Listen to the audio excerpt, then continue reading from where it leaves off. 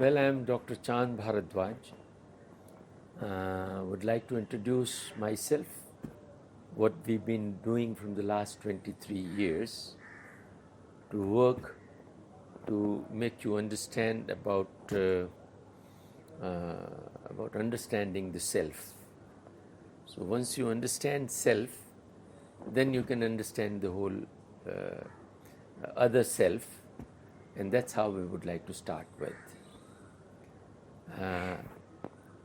Well, since I am connected with various academies of sciences all over the world, had many trips abroad, so we are planning to explain the basics about the self from these perspectives, especially from the science perspective. As we are three here in a body, it's a body, which is a material body. So in our concept, we will be covering the origin of material, because it's a material body. So how from non-material to material emerged. Then we would like to talk about the mind, what mind is. Basically, we have rather evaluated that mind is nothing but information of time that deals with experiences and events of your life. Based on those past aspects, you pre-calculate the future, fears and worries get added on. But all this is an information. So about the self, then we have rather evaluated the source of the mind as well, because the whole cosmos is an intelligent design, and it's all moving from it all started from a small little point, as Dr. Stephen Hawking also explains. And from that particle of light, and it became this huge big universe, because it is expanding from that on. And it's an expanding universe at the moment. So how material got formed in it, that's what we will be covering in our basic concept, which we would like to tell you later after this introduction. And then we will explain you how this whole cosmos, which is running with magnetic and gravitational forces, is connected to your mind. Actually, you don't run your mind. The universal mind runs your mind through high tide, low tide, as it happens in the sea. Because the human body has got 75-80% water, all those forces does affect on this. In the third part in our concept is about the soul, which we may call as creative intelligence. Now this creative intelligence is connected to its source in real time, which is absolute intelligence and a capable force. And the outer expression of this creative intelligence is your attention. So wherever the attention goes, the divine energy flows. So attention is an outer expression. And now how this attention operates, because it's an intelligent design, so we will be talking about the design part also in future about the concept, because it is an introduction, what we've been working from the last 23 years, trying to establish each and every scientific connection to this explanation, so that it can be scientifically understood, and then how we can really live. In our concept, we are trying to give you a explanation from Dr. Lothar Schäfer from Germany, and that book is also there, that which tells that how the universal mind runs your mind. So after this, we would like to explain you that how each life is divine. And in this concept, we are trying to explain that creative intelligence, that how it entered from the center in the expanding universe, acquired the laws of nature in the form of mind, which is known as causal mind. And then that creative intelligence refined the causal mind into astral mind, and then finally the physical mind. And then it developed the physical body. So how this creative intelligence, which is connected to its source, so it's one consciousness for the whole cosmos. So how that consciousness is operating in each and every life around, including me, you, and the whole creation. So we got to understand with the aim, because the aim of life is to be happy and to be healthy, to be prosperous, and to remain in sustainable peace and harmony, because we are all searching for that happiness.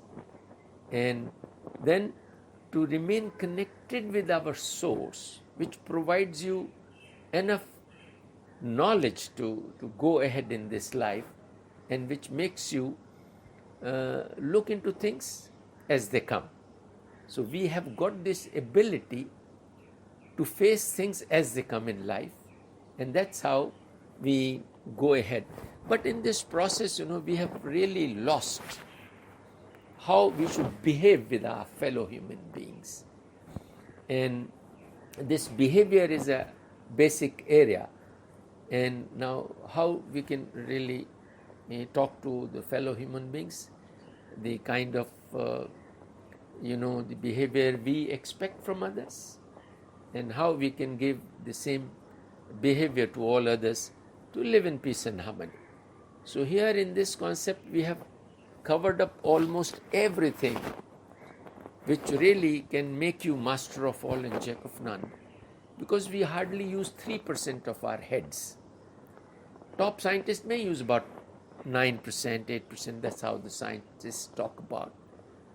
And somebody calculated about Lord Krishna that he used 67%, because the brain has got certain circuits, neurons develop all those circuits right from the childhood.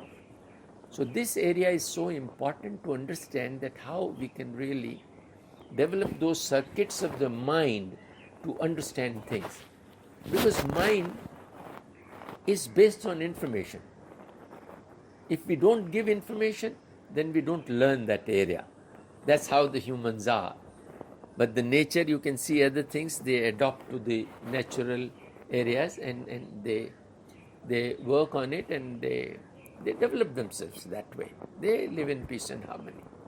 But in the human beings, we have got such a huge big brain which has to be used, and all those circuits got to be developed, which are not being developed in the modern times, with those areas to look into. Because I like to give you a small little example. If a child is taken away by the wolves, it purely behaves like a wolf. If the child is taken away by someone else and he is trained for something, he gets all that information in his mind and acts accordingly. Because we are all based on information. And it's an information era. IT technology, information technology is so wide now. Google Baba is available to each and every one of us, and it can explain almost everything. So looking into that information, the mind develops, because there are circuits in the mind. And up to the age of 7 years, the child understands almost everything of his life. And all those circuits, which are the basis of his further future developments of his brain, are dependent on the information which you are providing. So he learns 80% of his life at the age of 7 years, by the age of 7 years. And the remaining he learns 20% all over his life. So this is so basic to provide children about this knowledge, which we are trying to give through the concept of co-aim, correlation of attention, information and material. Because we have explained mind as information. It is only information, nothing else. And the attention which operates, so wherever the attention goes, the divine energy flows. And it is done, it is visible everywhere in the plant life, animal life or human life. And this is how we would like to help the child to face things as they come in life, because he has already got these abilities in him. and how he really becomes disease free, how he becomes fearless, how he develops that major confidence in life to do anything. So this is where we come in and explain this part so that the child develops his ability, and practically we aim to make him master of all and jack of none, instead of making him a master in one field and jack in all other fields as it used to be the other time. But now the information has gone so huge during the information age, this period. With Google one can understand almost everything, and you are hardly using 3-4% of your brain. So we would like to develop a child so that he can use maximum area of his brain, and he can use his attention to work only on those legitimate needs of the body and the legitimate needs of the mind. So this is how we would like to develop that restraining intelligence in a child, that he can do things and he can look into pros and cons of everything, and then develop himself to that level and to develop that confidence in him. So here I am trying to explain that how that intelligence works, So we start with the children with an example of a seed, that the seed has got 3 things in it. What I started with, that it has got a body, material body, made out of 100 and odd elements, they are compounds. The second area is the information, the mind of the seed. Mind, whether it is a wheat, mango, or a gram, or an apple. So this small little seed has got all the information of past and future to develop. So the third thing is the attention, which really operates these 2. And due to the absence of this knowledge, the body starts ruling with its needs, then body puts its needs to the mind, and then body and mind together rule the attention to do their bidding, to work for them. As a matter of fact, the attention, which is a creative intelligence, the attributes are love, compassion, mercy, wisdom, state of art, planning ability, humility. All these qualities, the divine qualities, are there, and that should have ruled the mind and body. So those attributes should have flown through his mind and body, through the senses. So he should have behaved in the divine manner. But unfortunately, this time and material involvement, and once we think that we are only the body, it's a material body, so all material demands. And once we rise a little above that, we go into an area known as information, and on that information you start behaving with a lot of ego, that I know everything. So that is how the I comes in, and that's how it disturbs that part. Now I would like to explain, as I was saying, about the seed. So seed has got all the 3 things: the creative intelligence in it, in the shape of an outer expression as attention, the mind of the seed, as I explained, and the body of the seed. If you put this seed into a dry sand, it won't germinate. As soon as the rain comes or you water the plant, the attention of the seed through the mind and body of the seed senses the moisture outside and triggers life. It's a multitasking thing, attention. So there are many roots start going down to the earth to suck in all those minerals, and then the bud starts rising. The attention of the bud is towards the sun, to use that solar energy for its further development.